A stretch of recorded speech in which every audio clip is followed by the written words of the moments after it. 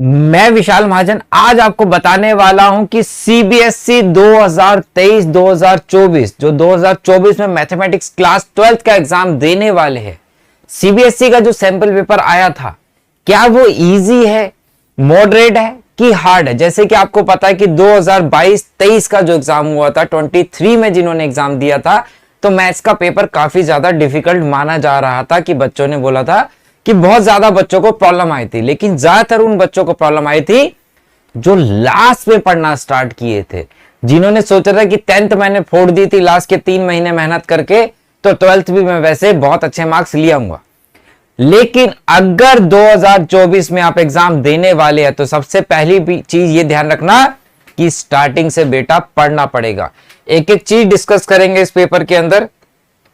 सबसे पहले देखते हैं कि पेपर का पैटर्न क्या था। बहुत सारे बच्चे बोलेंगे सर पेपर का पैटर्न तो चेंज हो गया, शायद सीबीएसई एक नया स्कीम लेके आया जिसमें हमारे 1 मार्क या एमसीक्यू केस बेस्ड क्वेश्चन बढ़ा दिए गए हैं, सब्जेक्टिव वाले कम कर दिए गए हैं। ठीक है, हाँ सीबीएसई ने इशू किया, लेकिन हमें इसमें अभी पेपर पैटर्न को समझना है। पैटर्न का मतलब है कि मार्किंग स्कीम नहीं, कि कौन सी यूनिट के अंदर कितने मार्क्स का क्वेश्चन बनते हैं, क्या वो हार्ड दिए थे सीबीएसई ने, मॉडरेट थे कि इजी थे, कौन से चैप्टर की क्या वेटेज रह सकती है। चैप्टर की वेटेज सीबीएसई नहीं देता, ठीक है, किसकी वेटेज देता है, यूनिट की। लेकिन हम ये देखेंगे कि अगर हम सारे चैप्टर की वेटेज उस हिसाब से बनाते हैं तो यूनिट की वेटेज बनती है कि नहीं बनती है, बहुत डिटेल में, और कितने क्वेश्चन डिफिकल्ट है, कितने ईजी रहने वाले हैं। Relation and function, relation and function के अंदर 2 चैप्टर्स आते हैं, inverse trigonometry and relation and function, chapter number 1-2, total marks बनते हैं 8। इसी तरीके से कैलकुलस के अंदर हमारे पास बनते हैं 5 चैप्टर बनते हैं, चैप्टर 5, 6, 7, 8, 9, वेटेज है 35 मार्क्स की। ये सीबीएसई ने यूनिट वाइज दे रखी है। अभी हम ये पूरी देखते हैं यहां पे वेटेज जो सीबीएसई ने सैंपल पेपर इशू किया था, क्या ये पूरी वेटेज उसके हिसाब से है कि नहीं है। अगर आप यहां पे ध्यान से देखेंगे तो मैंने अलग अलग कलर्स दिए।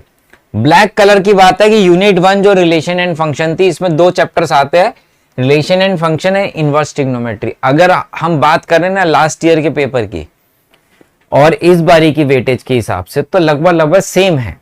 सेम का मतलब कि जो चैप्टर की वेटेज थी वो ज्यादा चेंज नहीं हुई है। अगर आप ध्यान से देखेंगे, इस यूनिट की वेटेज थी 8 नंबर की, 8 नंबर तो बन रहे हैं, 8 मार्क्स है।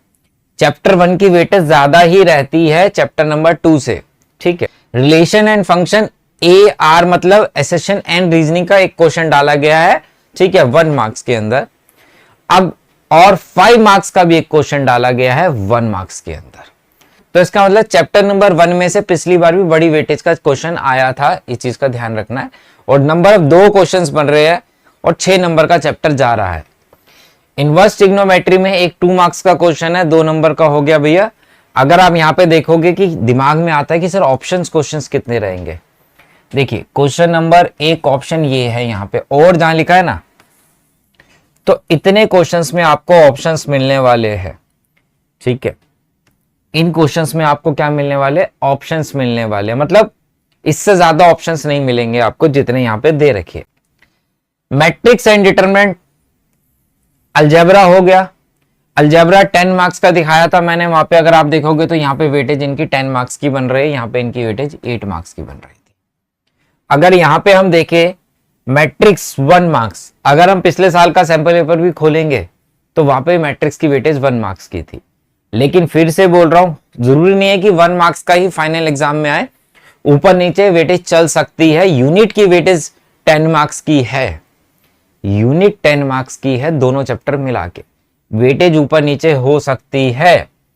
डिटरमिनेंट में कह रहा है कि भैया, अब मैं जब भी पढ़ाता हूं मैट्रिक्स एंड डिटरमिनेंट, हमेशा एक बात बोलता हूं कि सबसे ज्यादा एमसीक्यू अगर किसी चैप्टर में से आते हैं वो chapter number 3rd and 4th में से आते हैं। अगर आप देखोगे 18 एमसीक्यू टोटल है और 5 एमसीक्यू आपके पास इन दोनों चैप्टर में से, 5 एमसीक्यू, 25% से ज्यादा वेटेज के एमसीक्यू सिर्फ इन 2 चैप्टर्स में आ रहे हैं आपके पास। और यहाँ पे केस और 5 मार्क्स का क्वेश्चन हमारे पास भी आ रहा है, ठीक है।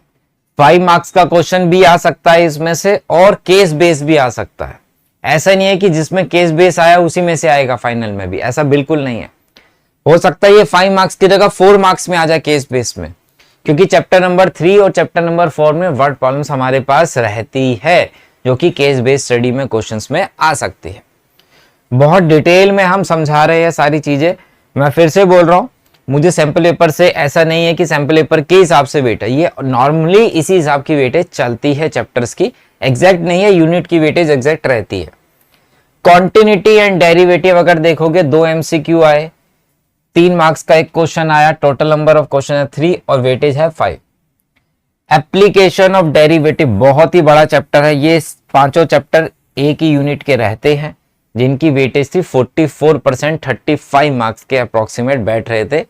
1 2 3 4 5 यहां से यहां तक देखो तो 20 और देखोगे तो आपके पास 35 मार्क्स बन रहे हैं ना टोटल, तो 35 मार्क्स के आपको वेटेज दे रखिए।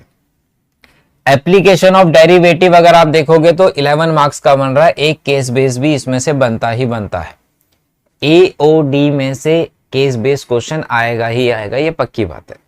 इंटीग्रेशन 1 मार्क्स का एक था, 2 मार्क्स का एक था, 3 मार्क्स का 2 क्वेश्चन से, डेफिनेट और इनडेफिनेट दोनों पे एक क्वेश्चन है हमारे पास। टोटल नंबर ऑफ क्वेश्चन 4 है और टोटल मार्क्स बन रहा है 9 मार्क्स का बन रहा है। एप्लीकेशन ऑफ इंटीग्रेशन में से बड़ा क्वेश्चन ही आता है, छोटे क्वेश्चन की कोई जगह ही नहीं है। तो एप्लीकेशन ऑफ इंटीग्रेशन में देखोगे तो एक 5 मार्क्स का क्वेश्चन आएगा ही आएगा, तो हमारे पास 5 मार्क्स की वेटेज ये है। डिफरेंशियल इक्वेशन 2 MCQ आए, एक बड़ा क्वेश्चन आएगा, ये भी 3 नंबर का क्वेश्चन आएगा केस बेस, और 5 का नहीं बन सकता इसमें से, ठीक है। तो 5 नंबर की अप्रोक्सीमेट वेटेज हमारे पास बन रही है। वेक्टर एंड 3D बहुत ही ज्यादा वेटेज के चैप्टर रहते हैं, 18% की अप्रोक्सीमेट वेटेज होती है। 14 मार्क्स के चैप्टर है दोनों, यूनिट वाइज 14 मार्क्स के बोल रहा हूं। हो सकता है इन चैप्टर की वेटेज आगे पीछे हो जाए, क्यों? वेक्टर जो है पहले कम का आता था, 3D ज्यादा का आता था। सेम पिछले साल भी CBSE के सैंपल पेपर में यही था, 7 मार्क्स के दोनों चैप्टर्स थे। 3D के अंदर अब प्लेन हमारे टॉपिक डिलीट हो चुका है, सिर्फ लाइन का टॉपिक बचा है, तो हो सकता है मे बी कि लाइन के टॉपिक में से थोड़ी वेटेज वो वेक्टर को दे दे, हो सकता है, क्योंकि यूनिट की वेटेज 14 मार्क्स की है। चैप्टर 7 में डिवाइड होता है, पहले 3D ज्यादा मार्क्स का आता था 14 में से और वेक्टर थोड़ा कम आता था, लेकिन जैसे ही प्लेन डिलीट किया तो वेक्टर की वेटेज हमेशा बढ़ा दी गई पिछले साल से। LPP लीनियर प्रोग्रामिंग, इसके अंदर अगर हम देखें तो 2 MCQ दिए थे, एक 3 मार्क्स का दिया था और मेरे पास टोटल वेटेज है चैप्टर की 5 नंबर की।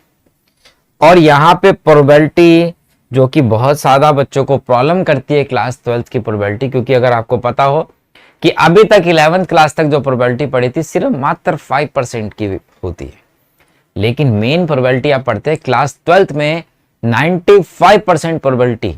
आप 11th तक तो आपने ये पढ़ा फेवरेट में, टोटल प्रोबेबिलिटी करने का मजा ही क्लास 12th में आने वाला है। इसलिए बहुत सारे बच्चों को प्रोबेबिलिटी थोड़ी टिपिकल भी लगती है और इसकी वेटेज अकेले ही 8 मार्क्स की है, मतलब 10% का चैप्टर बनता है ये।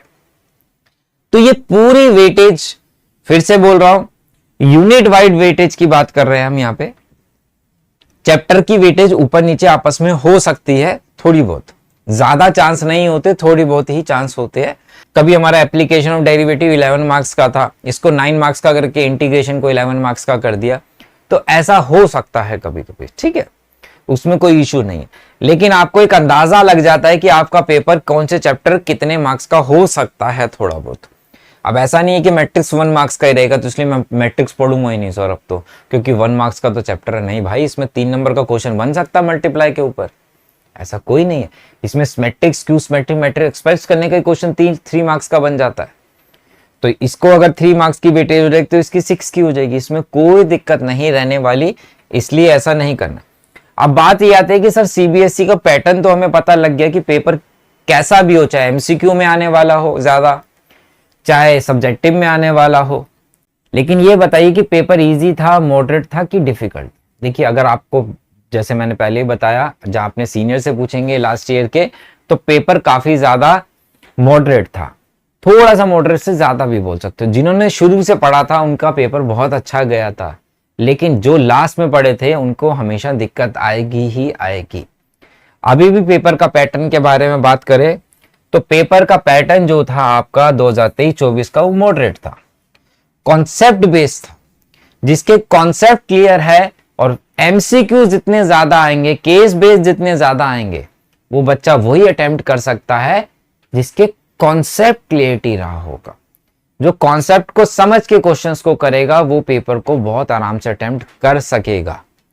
लेकिन जो कॉन्सेप्ट नहीं करता, नंबर ऑफ क्वेश्चंस कम करता है प्रैक्टिस, और चीजों को आगे के लिए टाल देता है कि भैया बाद में पढ़ लूंगा, अभी तो बहुत टाइम है, उसके लिए पेपर हार्ड है, उसके लिए एग्जाम हार्ड हो जाएगा, ये ध्यान रखना। इसलिए शुरू से पढ़ते रहना।